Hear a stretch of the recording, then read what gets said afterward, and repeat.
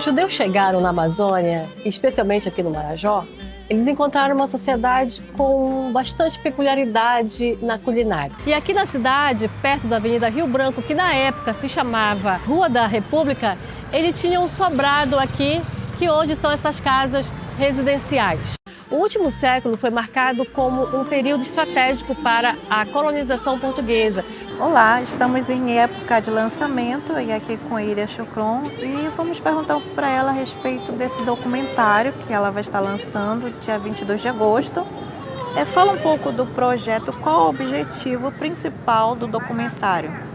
O objetivo dele é atingir aquela juventude que não tem muita noção da nossa história, desse outro lado da história, né? Que é a história dos judeus em Breves, na ilha de Marajó, no arquipélago do Marajó no geral, e principalmente atingir também a comunidade judaica que mora no resto do Brasil, que não conhece tanto as nossas histórias.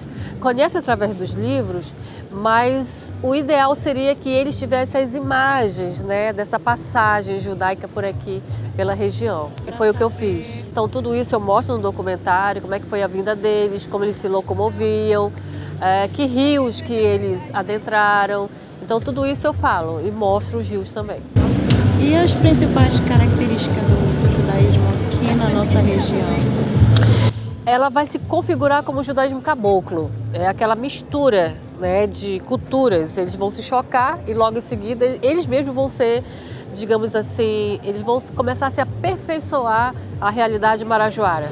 Nós não temos uma comunidade judaica na região do Marajó. Nós tivemos uma comunidade judaica na nossa região, liderado por Jacó Gabai, que foi um judeu brevense, assim como eu falo, e que ele aglutinava, né, ele fazia uma espécie de reuniões e isso configurava uma comunidade.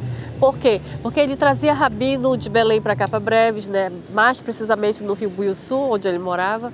E então ele reunia os sarrafos de Botibol, ele reunia o Chocron, a minha própria família.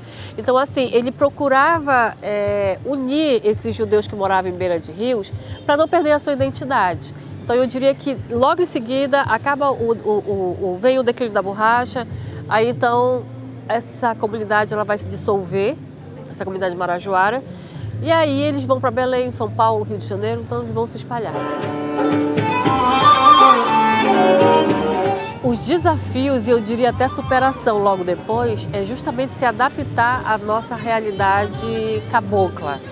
Você tinha que lidar com, primeiramente, o clima, né? Eles vêm de um Marrocos que não é relativamente parecido com a Amazônia, mas ainda assim tem muita chuva para cá, muito calor, muita umidade, né? Então eles tinham que se adaptar a isso, ao clima, aos locais que as pessoas o viam como estranhos, como pessoas estranhas e principalmente a culinária, que eles não sabiam como comer, já que eles têm uma alimentação própria judaica, né? Que é a que a gente chama de kosher. Então, o açaí era proibido, o camarão era proibido, o peixe de pele era proibido, então era muito difícil ser judeu na beira do rio. E aí eles começaram a adaptar algumas coisas e eles acabavam adentrando, né, na nossa cultura, na própria culinária também. Alguns judeus tomavam açaí, outros, de repente, até olhavam um pouquinho o camarão com certo carinho. Como o documentário ele aborda a questão de identidade judaica na Amazônia?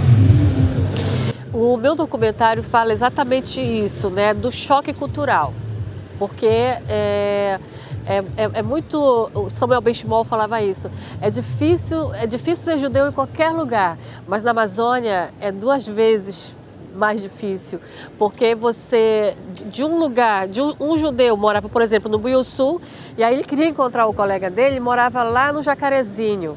Então eram horas de canoa, né?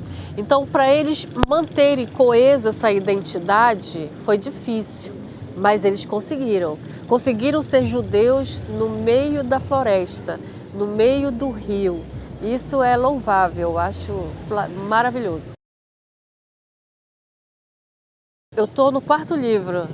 Eu lancei o primeiro Judeus da Ilha do Marajó, O segundo, Os Mestres Pedagogos da Amazônia, que eu vou lançar agora em Belém.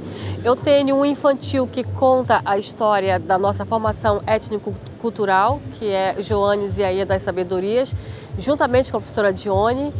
Esse é pautado para as crianças mesmo, educação infantil. E esse último agora, que vai ser lançado finalzinho de agosto, para 16 de setembro em Belém, junto com o documentário, é sobre Jacó Gabai, que foi o líder incontestável aqui dos judeus do Marajó.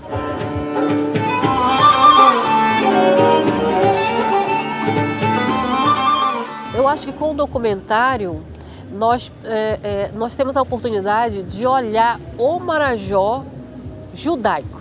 Nós temos assim, geralmente o Brasil conhece o Marajó das praias, das florestas, indígena, africana, mas a judaica ela ficou adormecida durante muitos anos e agora eu acho que é a oportunidade de olhar para esse lado do Marajó. Eu queria acrescentar que o documentário ele vai agora vai ter um pré-lançamento aqui em breves, né? Então depois eu vou para Soure, vou para o outro lado do Marajó, que já está certo, tem Portel e tem Salvaterra também. Então a gente está com lançamentos primeiro no Marajó, depois tem Belém, dia 16 de setembro, no Centro Israelita do Pará. Aqui em breves vai ser dia 22 de agosto, no CEDEP, às 7 horas da noite.